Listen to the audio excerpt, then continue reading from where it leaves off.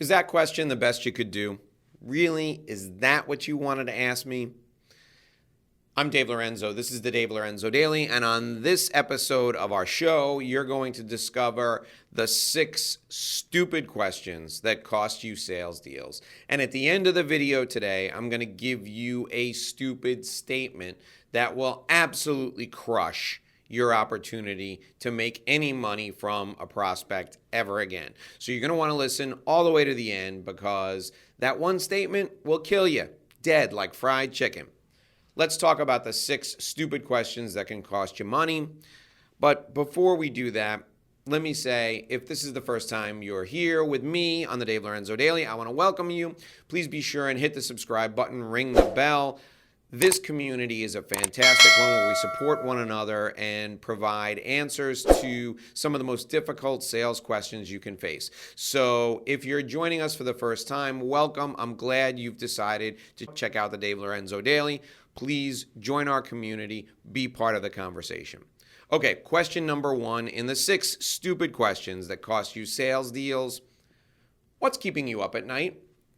You walk into a prospect's office and you sit down and you take a sip of your water and you look at him and you say, Mr. Prospect, can you tell me what's keeping you up at night? Now, the reason this is a stupid question is because, frankly, it was a good question like 30 years ago. Every business leader hears this question 10, 15 times a year when they meet somebody new. And you're probably going to get a really stupid answer to this question from someone who has no time to suffer fools. I remember it's got to be like 7 or 8 years ago now when I was in sales and not really prepared for a meeting, and I walked in, and to fill the time after making some pleasantries, I said, Mr. Prospect, what's keeping you up at night? And the guy leaned across the desk and he looked at me and went like this, and he said, I've got pancreatic cancer. I felt like garbage. I felt stupid, and that was a horrible, horrible moment, not only for me, but I'm sure for him as well. So I immediately stopped asking that question. What's a better question to ask? A better question to ask would be, Mr. Prospect, if you could change one thing about your current situation, the situation we're discussing right now, what would it be?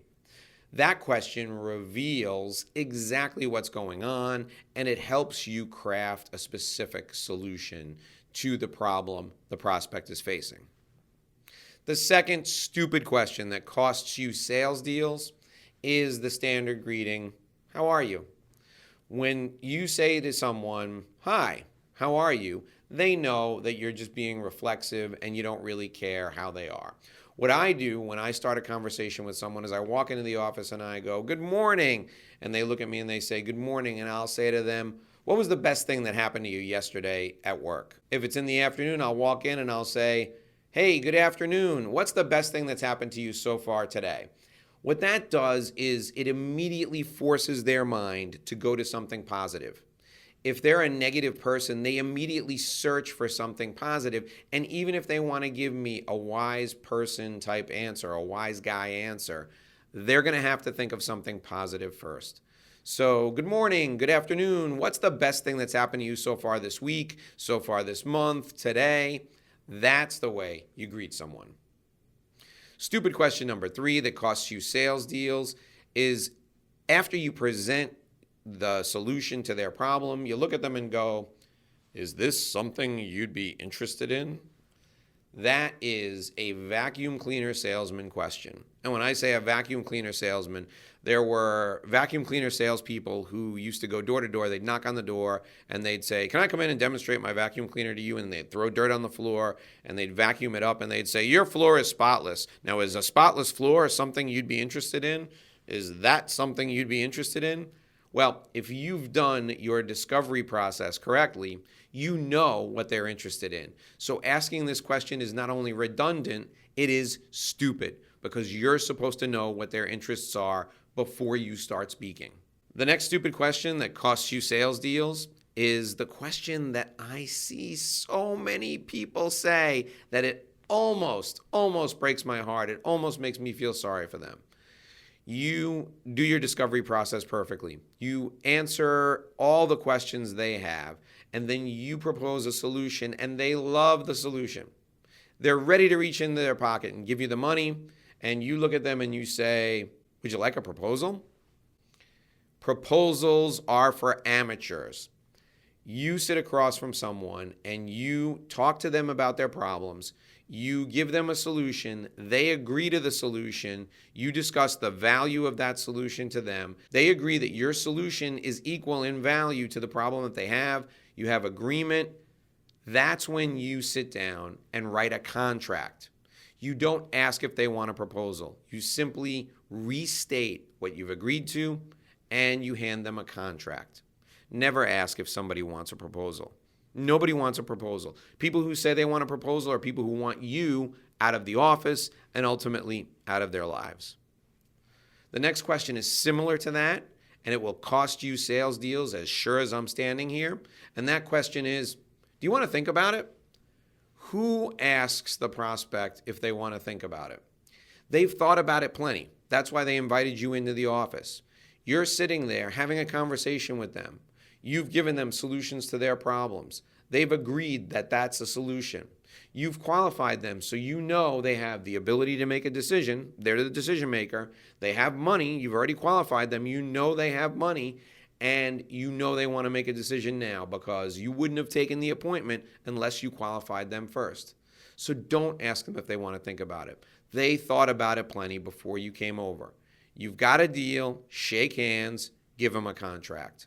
The final question that will cost you sales deals is the question that I see people asking because they think they're really smart and they think this is maybe like a job interview or something.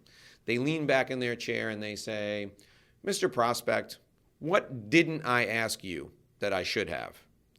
That question in a sales setting tells the prospect that you're stupid.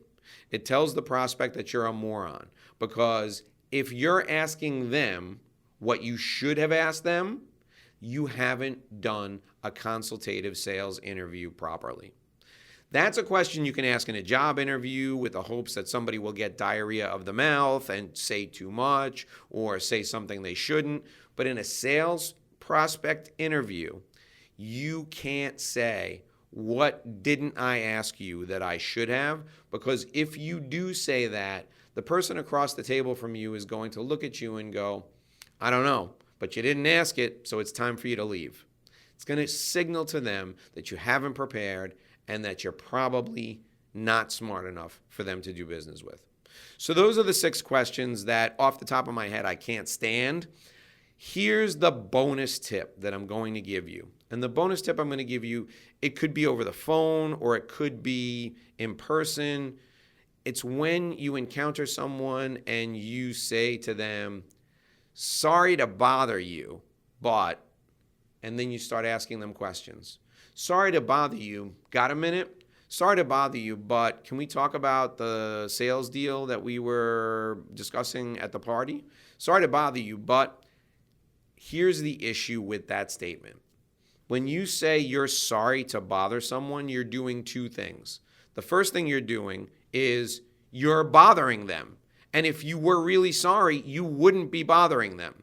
The second thing you're doing is you're putting yourself in a position that is subordinate to the person you're interacting with. If you happen upon someone and you see them, give them a standard greeting and say, I want to discuss the value we can provide for you, and I want to discuss our relationship. This may not be the best time, but when should we have this conversation? At that point, the person will say, you want to talk about our relationship? Let's talk right now. When you talk about relationships, when you talk about value, it's never a bother. It's always a good time. Never, ever say, I'm sorry to bother you, because if you were, you wouldn't be doing it. These are the 6 stupid questions that cost you sales deals. That last point is a bonus point, and it'll kill your sales deals, so don't do it. I'm Dave Lorenzo. We're here every day. I'm looking forward to seeing you right back here again tomorrow. Until I do, here's hoping you do this and sell more.